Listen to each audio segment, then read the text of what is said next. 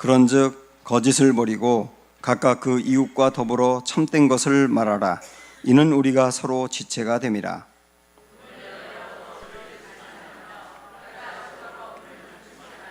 마귀에게 틈을 주지 말라.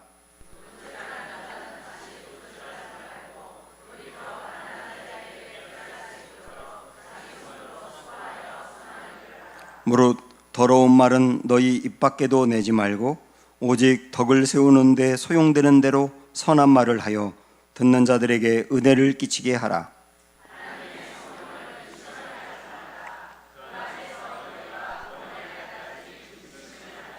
너희는 모든 악독과 노함과 분냄과 떠드는 것과 비방하는 것을 모든 악의와 함께 버리고 서로 친절하게 하며 불쌍히 여기며 서로 용서하기를 하나님이 그리스도 안에서 너희를 용서하신 것 같이 하라. 아멘.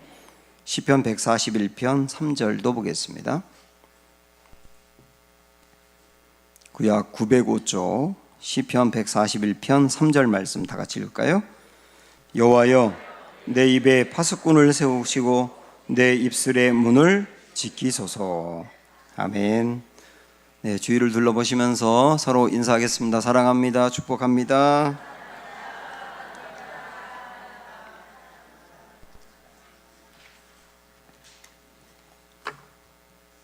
제가 읽은 그 내용인데 한번 여러분 들어보시겠습니까? 어떤 한 마트에 있는 안내문입니다. 오늘 딸기는 산지에 비가 와서 평소보다 덜 달고 조직이 다소 무릅니다. 오늘 수박과 참외는 아직 제철이 아니어서 덜 답니다. 구입에 참조하십시오. 이게 백화점, 과일마트 그곳에서 붙여놓은 안내문이거든요.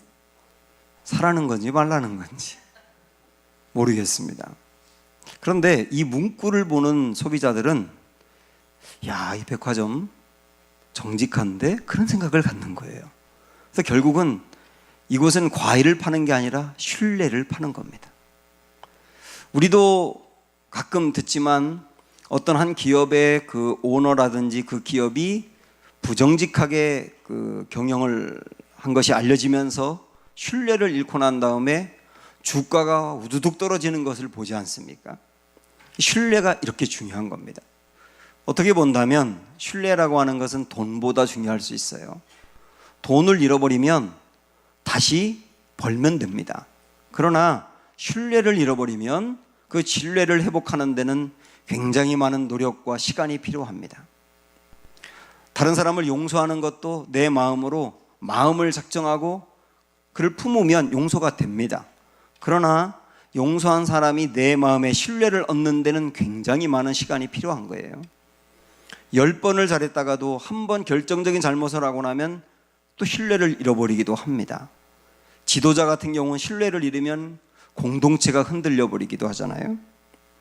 그래서 도산 안창호 선생님은 지금 우리나라의 가장 시급한 문제는 가난을 해결하는 것이 아니고 신뢰를 회복하는 것이다, 이런 얘기를 한 적이 있습니다.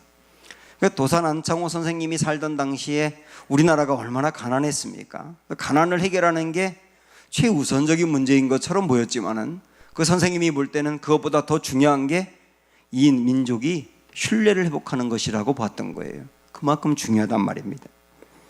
그러면 신뢰가 이렇게 중요한데 사람들이 어떤 경우 신뢰를 잃기도 하는데 신뢰를 잃는 가장 큰 원인이 뭐라고 생각하세요? 무엇 때문에 신뢰를 잃는다고 생각하세요? 여러 가지가 있을 수 있지만 가장 큰 것은 말입니다. 말 때문에 신뢰를 잃는 거예요. 그래서 지도자도 말 때문에 신뢰를 잃어서 그 자리를 내려놓아야 될 때도 있고, 직장에서 말 실수한 것 때문에 수습하느라 굉장히 오래 걸리기도 합니다. 신앙생활하면서도 이 말이 얼마나 중요한지 몰라요. 말 실수로 인해서 거듭거듭 말 실수를 하게 되면 자기 자신에 대해서 혐오를 갖게 되기도 하고, 덕스럽지 않은 말을 함으로 인해서 사람의 마음에 상처를 주기도 하고, 아주 가까웠던 사람이 말 실수로 인해서 평생 원수가 되기도 합니다. 그래서 이 말이 신뢰를 얻는 데 굉장히 중요하고, 신뢰를 잃는데도 말 때문에 그런 경우가 많다는 거예요. 그래서 성경에서는 여러 가지 많은 죄들을 이야기하는데 그 죄 중에 가장 크게 언급하는 게 말로 인한 죄들입니다. 그래서 어떤 의미로 본다면 언어야말로 죄의 주역이다, 이렇게 볼 수가 있단 말이에요. 에베소 교회는 부흥을 많이 했고요, 다른 교회를 개척한 교회이기도 하고, 교리와 진리가 굳건히 서 있는 흔들리지 않는 교회이기도 하고, 무엇보다 바울이 그 교회에서 무려 3년이나 목회하면서 교회를 견고히 세웠던 곳이기도 합니다. 그런데 바울이 이 에베소 교회를 보면서 참으로 안타까운 게 그들이 범하고 있는 말로 인한 죄들이었어요. 그래서 오늘 우리가 읽었던 말씀에 보면 여러 가지 죄들을 언급하는데 그걸 한마디로 압축하라 그런다면 말로 인한 죄들입니다. 뭘 해라, 하지 말라, 이런 말씀이 오늘 8번 나오는데 그것도 거의 대부분 말과 관련된 얘기예요. 그러면 에베소 교회, 그렇게 훌륭해 보이는 교회도 이런 말의 문제가 있었다고 했는데 어떤 말의 문제와 죄를 짓고 있었는가, 우리를 살펴보는 마음으로 이 본문을 보셔야 됩니다. 우선 첫 번째로는 거짓말이 있었어요. 25절 말씀을 보시면 그런즉 거짓을 버리고 각각 그 이웃과 더불어 참된 것을 말하라, 이는 우리가 서로 지체가 됨이라, 이렇게 말씀했거든요. 교인들 사이에도 거짓말이 팽배해 있었고, 문제는 거짓말이 문제라고 생각 안 하는 게 문제예요. 우리나라가 1년에 고소 고발 사건이 60만 건 정도 있다고 합니다. 일본은 우리보다 인구가 3배로 많은데도 고소 고발이 1년에 15,000건밖에 안 된다는 거예요. 우리나라가 일본보다 40배가 많습니다. 근데 일본은 대부분 폭력 때문에 고소 고발이 되는데 우리나라는 60%가 사기 사건이라는 겁니다. 그걸 보면 우리나라 사람들이 이 사기라고 하는 것은 결국 거짓말인데 말이죠, 이 거짓말이 얼마나 삶 속에 팽배해 있는지를 알 수가 있고요, 그리고 거짓말이 문제이거나 죄라고 생각하지 않는 경향이 너무나 강한 겁니다. 그러나 성경을 보시면 인류가 최초로 지었던 죄, 그 죄가 뭐로부터 시작합니까? 거짓말부터 시작하는 거예요. 사단이 하와에게 너 선악과를 먹으면 눈이 밝아지고 하나님처럼 되는 거야, 훨씬 더 좋아지는 거야 라고 하는 사단의 거짓말부터 이 세상에 죄가 시작됐다는 것을 알면 거짓말이 죄가 열리는 문이라는 걸 알 수 있지 않습니까? 그래서 우리 하나님은 십계명의 말씀을 주면서 9번째 계명에 거짓말하지 말라고 아예 조항으로 못 박으신 거예요. 두 번째, 이 에베소 교회의 문제는 분노하는 말을 쏟아놓는 겁니다. 26절 7절 보시면 분을 내어도 죄를 짓지 말며 해가 지도록 분을 품지 말고 마귀에게 틈을 주지 말라. 이 바울의 말씀을 보면 분노가 일어나는 건 어쩔 수가 없다는 거예요. 어떻게 우리가 살아가다 보면 분노가 없을 수 있겠습니까? 화가 날 수도 있고 분노가 일어날 수도 있죠. 그건 어쩔 수 없지만 그러나 분을 내어도 죄를 짓지 말라고 말했거든요. 그 말은 뭐냐면 내 안에 끓어오르는 분노가 언제 죄가 되느냐면 말로 표현될 때 죄가 되는 거예요. 그렇게 하지 말라고 말하면서 분노의 말이 죄의 원인이다. 그리고 그 다음 뭐라고 말씀합니까? 해가 지도록 분을 품지 말라. 이 안에 끓어오르는 분노를 해결하지 못하고 하루가 지나가다 보면 이 분노가 더 커져가지고 결국 어떻게 되느냐 하면 마귀에게 틈을 준다는 거예요. 이 분노 때문에 마귀가 우리에게 역사해가지고 더 미워하게 만들고 관계를 깨지게 만들고 가정을 흔들게 하고 더 큰 죄로 우리를 빠뜨려 버리기 때문에 분노를 제어할 수 있어야 된다. 세 번째, 이들이 범한 죄는 더러운 말이었어요. 29절 말씀을 보시면 무릇 더러운 말은 너희 입 밖에도 내지 말고 오직 덕을 세우는 데 소용되는 대로 선한 말을 하여 듣는 자들에게 은혜를 끼치게 하라. 더러운 말이라고 했는데요, 여기서 말하는 더러운 말이라고 하는 것은 감정을 막 쏟아부어서 상대방에게 큰 상처를 주는 말을 말하는 겁니다. 여러분, 이 말로 인해서 상처받는 게 얼마나 큰 타격인지 한번 보시겠어요? 제가 이전교회에서 목회할 때 한 번은 도 선생님이 제 사무실에 잠깐 들렸다 가신 다음에 노트북이 없어졌어요.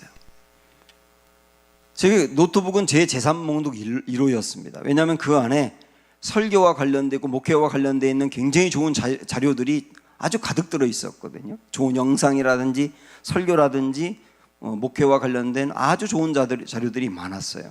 그걸 가져가 버린 거예요. 그래서 그걸 잃어버리고 난 다음에 제 마음이 얼마나 속상했는지 모릅니다.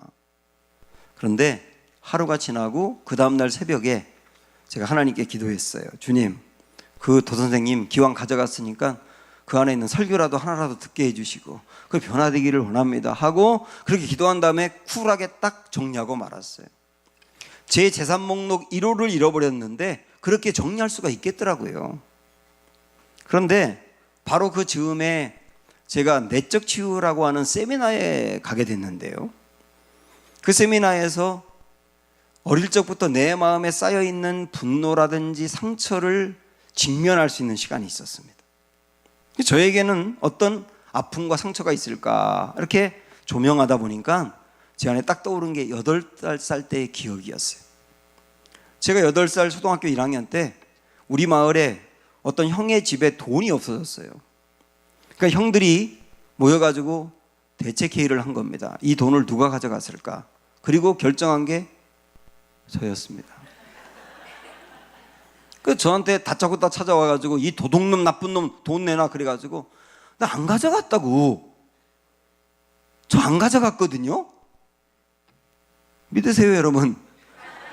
저 안 가져갔어요. 안 가져갔는데 믿어주질 않는 거예요. 그러면서 도둑놈이라고 몰아붙이는데 그때 제가 얼마나 큰 상처가 되었는지 울면서 집에 갔는데 제 평생 가장 큰 상처가 그때로 남아있더라고요.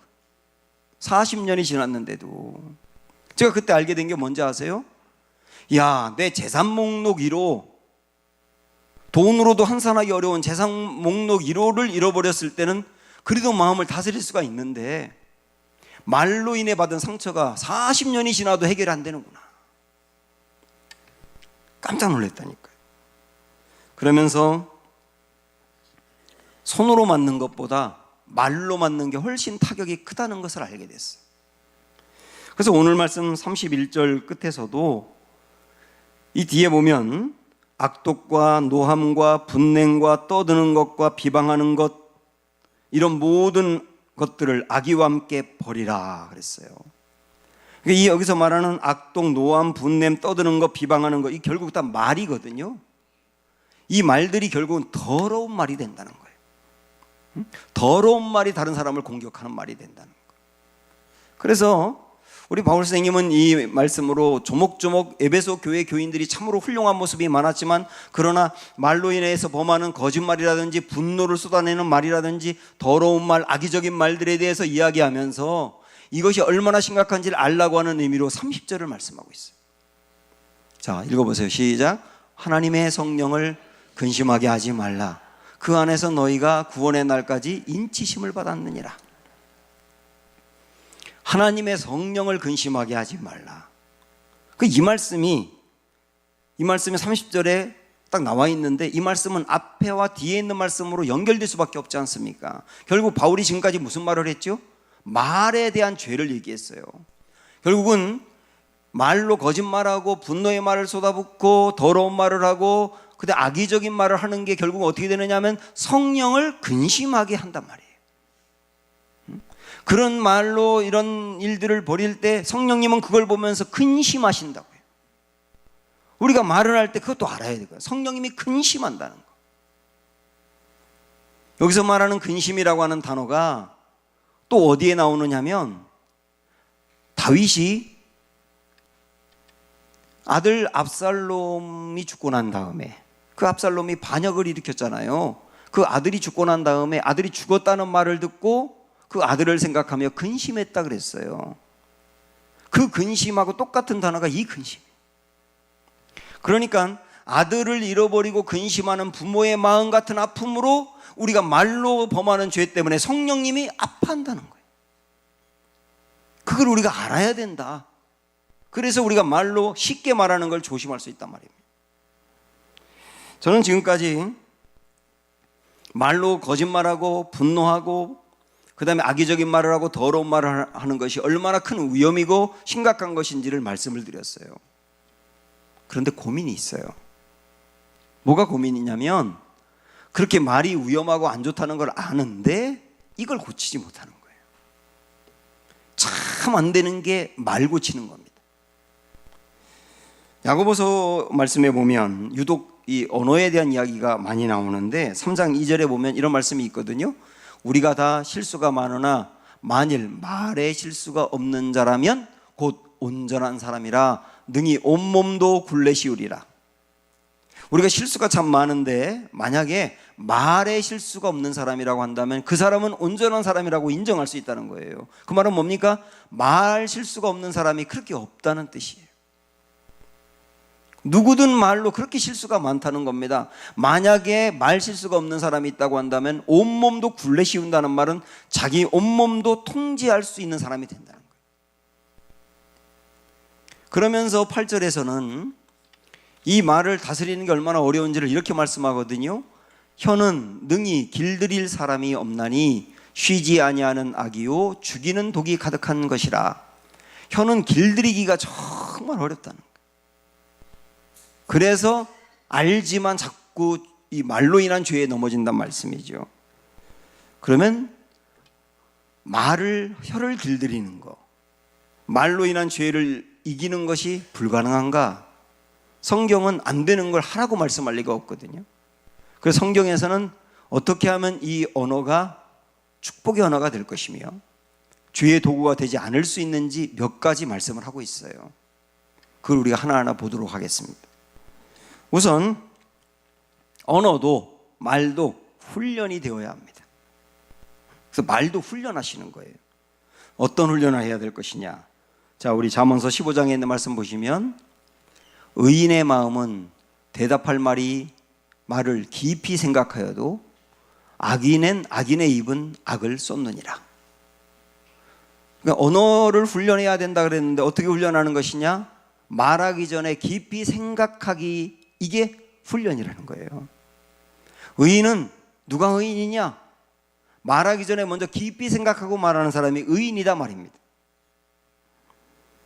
그래서 오늘 29절에서도 말에 대해서 경계하면서 29절에 보면 선한 말을 하라 이런 말도 했는데요, 선한 말을 하라라고 하는 말씀을 하기 전에 말을 하지 말라는 걸 먼저 말씀해요.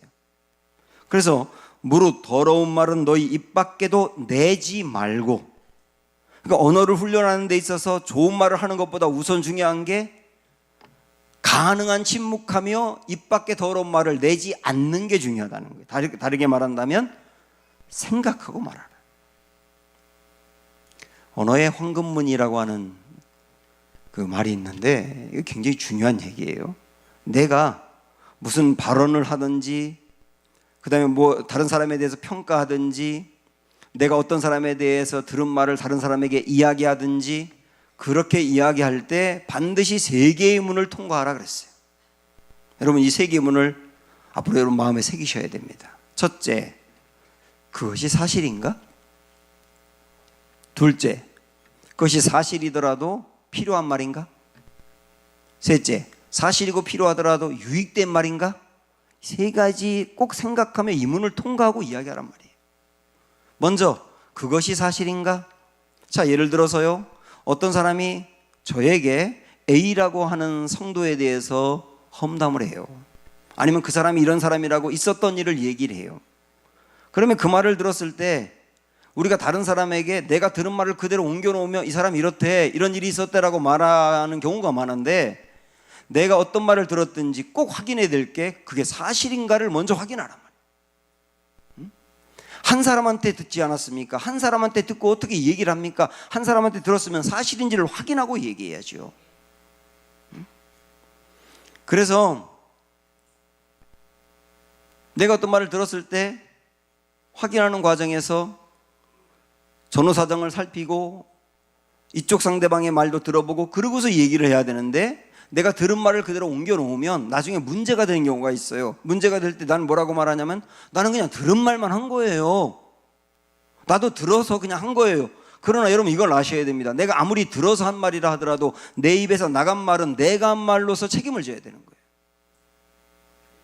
그래서 항상 이것이 사실인가 신중하게 살피란 말이에요. 두 번째는 그것이 사실이라 하더라도 필요한 말인가를 살펴보셔야 됩니다. 내가 사실이더라도 얘기했을 때 쓸데없는 얘기가 될 수 있지 않습니까? 그런 얘기를 안 하는 거예요.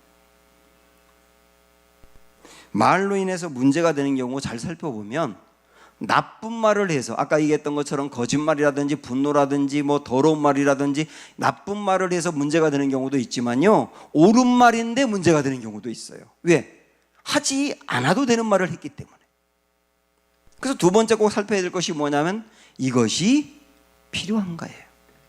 세 번째, 이것이 사실이고 필요하다 하더라도 꼭 통과해야 될 문은 그 말을 했을 때 저 사람에게 그리고 우리 공동체에 유익이 될까를 생각하셔야 되는 겁니다.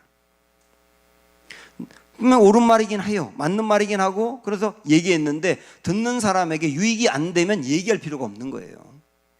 어떤 경우는 옳은 말이지만 공동체를 흔드는 말이 있어요. 그런 말은 필요가 없는 말이에요. 제가 이전 교회에서 성가대가 외부에 어떤 그 대회에 나가서 발표를 했었거든요. 그 저는 우리 성가대가 외부에 나가 귀한 일을 했기 때문에 마음의 작정을 하고 지휘자하고 반주자에게 주려고 꽃다발을 2개를 잘 준비하고 그 다음에 성가대원들에게 주려고 장미꽃 한 송이를 준비해서 기다리고 있다가 나오는 분들에게 수고하셨어요, 수고하셨어요 하면서 장미꽃을 주었어요. 제가 잘한 겁니까? 잘못한 겁니까? 잘한 거죠. 근데 저에게 나중에 어떤 분이 와가지고 뭐라 그러냐면 성가대 지휘자가 그러는데요, 목사님 그럴 때는 꽃다발 주는 게 아니래요. 저에게 그 말을 전달해 주는 거예요. 그 다음부터 성가대 지휘자를 못 쳐다보겠더라고, 미워서. 설령 분위기가 아니라 하더라도 받았으면 그냥 그러고 넘어가면 되는데 그걸 왜 얘기했나도 걸리고 제 마음에. 그리고 그 사람은 왜 그 쓸데없는 얘기를 나한테 얘기해서 마음에 분노를 일으키냐 말이에요. 그 얘기를 했을 때 유익이 안 되면 하지 말아야 된단 말이에요. 그게 성숙함이라. 제일 좋은 거는 다른 사람에 대해서 험담이나 약점이나 허물을 아예 이야기를 안 하는 거예요. 우리가 나누는 대화 중에 상당히 많은 게 남을 씹는 거라는 거 여러분 아십니까? 누군가에 대해서 이야기를 하면요, 그 얘기가 돌고 돌아서 그 사람에게 결국은 들어갑니다. 그리고 최초로 누가 얘기했는지도 다 알아요. 그리고 이 얘기라는 건 처음에 얘기를 한 사람은 요만큼 얘기했는데 살이 붙어가지고 그 당사자에게 갈 때는 이만한 말이 가는 거예요. 그래서 우리 교회는, 사랑하는 여러분, 우리 교회는 언어에 바른 언어 쓰는 습관으로 문화를 잘 길러가야 되는데 남의 말 하지 않는다. 아멘? 남의 말 하지 않는다. 그리고 이런 것도 중요해요. 누가 남의 말하면 무시하세요. 민망해야 돼. 남의 말하는 사람이 민망해야 돼. 그게 성숙한 문화예요. 거들 필요가 없어요. 남의 말하는 사람이 민망하면 그 다음 안 할 거 아니에요. 이런 문화를 만들어 가야 된단 말입니다. 꼭 기억하세요. 3가지 문화 한번 통과해 볼까요? 첫째, 그것이 사실인가? 둘째, 그것이 필요한가? 셋째, 그것이 유익한가? 자, 언어도 훈련이 필요하다 그랬는데 깊이 생각하고 말하는 훈련, 지금까지 말씀드렸고, 또 하나 중요한 훈련이 뭐냐면 잠언서 15장 23절 말씀 보시면 사람은 그 입의 대답으로 말미암아 기쁨을 얻나니 때에 맞는 말이 얼마나 아름다운가. 때에 맞는 말을 하는 것. 저는 이걸 다르게 말한다면 덕스러운 말이라 그렇게 말씀드리고 싶어요. 그때에 꼭 필요한 말, 그 말이 덕스러운 말, 선한 말이죠. 그래서 29절의 말씀에서도 여러분 29절을 한번 보시면 이렇게 이제 이야기하고 있습니다. 우리에게 무릇, 29절 넘겨주세요. 29절 무릇, 자, 성경을 읽어보실까요? 무릇 더러운 말은 너희 입 밖에도 내지 말고 오직 덕을 세우는 데 소용되는 대로 선한 말을 하여 듣는 자들에게 은혜를 끼치게 하라. 이 말씀은 다르게 이야기하면 뭐라고 할 수 있냐면 덕스러운 말을 하라는 거예요. 덕스러운 말을 하라. 덕스러운 말 중에 제일 좋은 덕스러운 말이 칭찬이에요. 어느 단체에서 청소년들과 그들의 부모님을 대상으로 앙케이트 조사를 했어요. 먼저 아이들에게 물어봤습니다. 너희들 엄마 아빠로부터 듣기 제일 싫은 말이 뭐니? 이렇게 물어봤어요. 여기 청소년들 엄마들 대답해 보실래요? 청소년들 엄마 아빠 대답해 보세요. 아이들이 엄마 아빠로부터 듣기 제일 싫어하는 말이 뭔지 아세요? 응? 응? 이 말이에요. 넌 할 줄 아는 게 뭐니? 저도 옛날에 어지간히 많이 했어요. 이번에는 부모님들에게 물어봤어요. 부모님들은 자녀들로부터 듣는 말 중에 제일 상처가 되는 말이 뭡니까? 물어보니까 부모님들은 이때 제일 상처가 된답니다. 엄마 아빠가 해준 게 뭐 있어?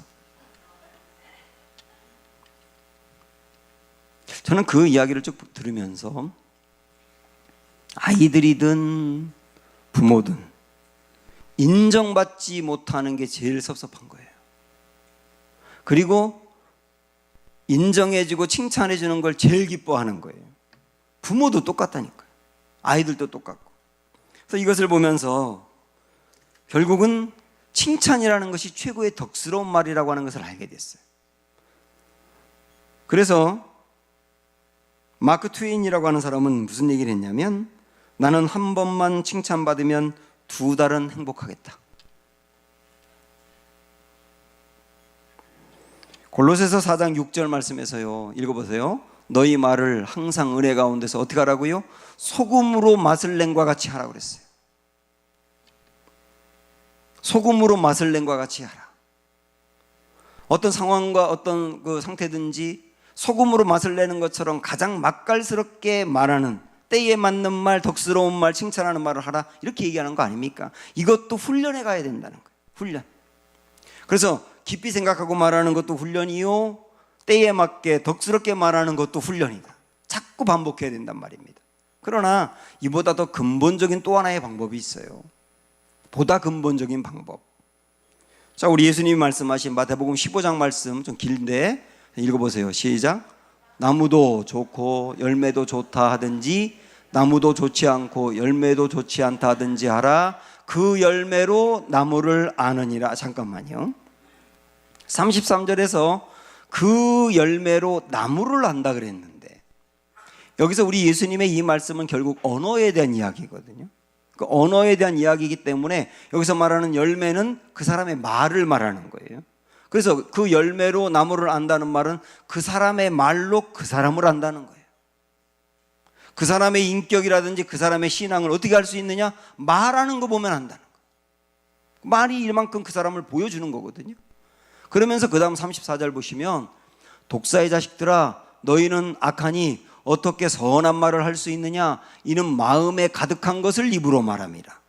예수님이 바리새인들에게 꾸중하며 하신 말씀인데 바리새인들의 문제가 뭐냐면 악한 말을 하는데요. 그 악한 말을 하는 이유가 뭐라고 말씀합니까? 마음에 가득한 걸 입으로 낸다는 겁니다.